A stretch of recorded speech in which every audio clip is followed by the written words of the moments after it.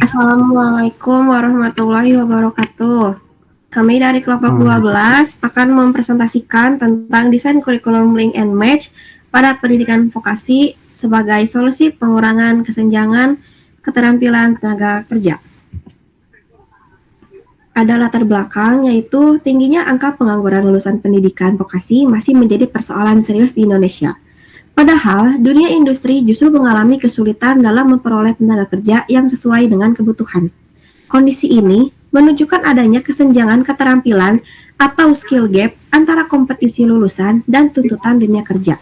Salah satu penyebab utamanya adalah kurikulum yang masih cenderung teoritis dan kurang adaptif terhadap dinamika industri. Selanjutnya, ada kebijakan link and match yang akan dijelaskan oleh Panji. Oke, di sini ada kebijakan link and match. Kebijakan link and match itu hadir untuk menjembatani dunia pendidikan dengan dunia usaha dan dunia industri. Jadi kebijakan link and match ini dia saling berkaitan dengan pendidikan dan industri itu rata-rata hadir di SMK ya karena SMK sendiri itu kejuruan tidak seperti SMA. Melalui penyelarasan kurikulum, praktik kerja industri, dan sertifikasi kompetensi, kebijakan ini diharapkan mampu meningkatkan kesiapan kerja lulusan. Namun dalam praktiknya, kolaborasi pendidikan dan industri ini sering belum berjalan optimal. Boleh dilanjut Teh Sabrina. Oke, di sini ada rumusan masalah yang kita angkat, yaitu yang pertama, faktor apa saja yang mendukung implementasi kurikulum link and match di pendidikan vokasi. Lalu yang kedua ada apa saja yang menghambat implementasi kurikulum link and match di lapangan. Dan lalu yang terakhir atau yang ketiga, strategi apa yang dapat diterapkan agar kurikulum vokasi tetap adaptif, responsif terhadap kebutuhan pasar kerja. Boleh di next? Oke, lalu ada tujuan penelitian itu kita satu merumuskan kerangka konseptual menyusun gambaran konkret tentang komponen-komponen utama sebuah kurikulum link and match yang benar-benar selaras dengan kebutuhan dan dinamika industri saat ini. Lalu yang kedua itu ada menetapkan tantangan dalam dan peluang, mengidentifikasi faktor-faktor yang mempermudah dan menghambat penerapan kurikulum tersebut di lapangan dengan mendengarkan langsung suara dari pelaku yaitu guru, dosen, siswa, dan industri.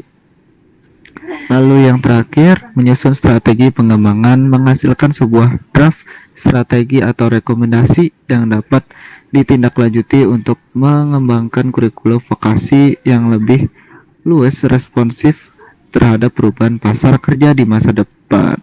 Boleh selanjutnya akan dilanjutkan oleh Mas Gajah.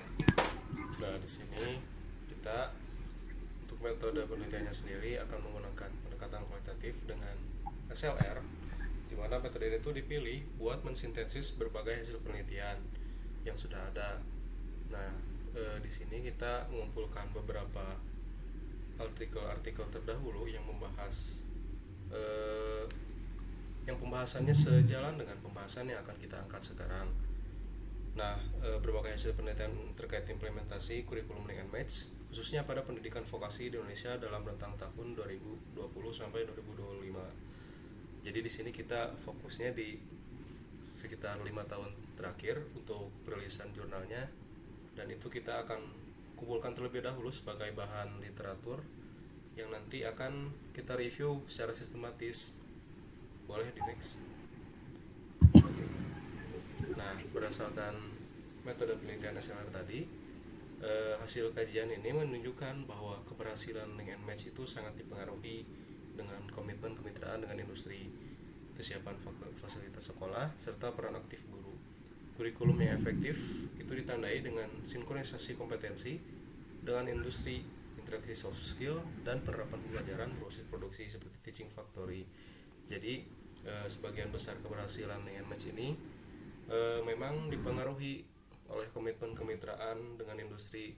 Jadi di sini memang perlu lebih digerakkan lagi antara kerjasama sekolah vokasi dengan pihak-pihak industri untuk mewujudkan kurikulum link and match ini. Boleh di next. Oke, kita langsung aja ke bagian kesimpulan. Jadi, secara keseluruhan, desain kurikulum link and match yang efektif tidak hanya bergantung pada kebijakan, tetapi juga pada implementasi yang konsisten, dan juga kolaboratif. Kurikulum haruslah dirancang secara fleksibel, berbasis kebutuhan industri, serta mampu menyiapkan lulusan yang adaptif terhadap perubahan dunia kerja. Baik, mungkin sampai di sini saja buat presentasi karya tulis SLR dari kelompok 12. Kami ucapkan terima kasih. Wassalamualaikum warahmatullahi wabarakatuh.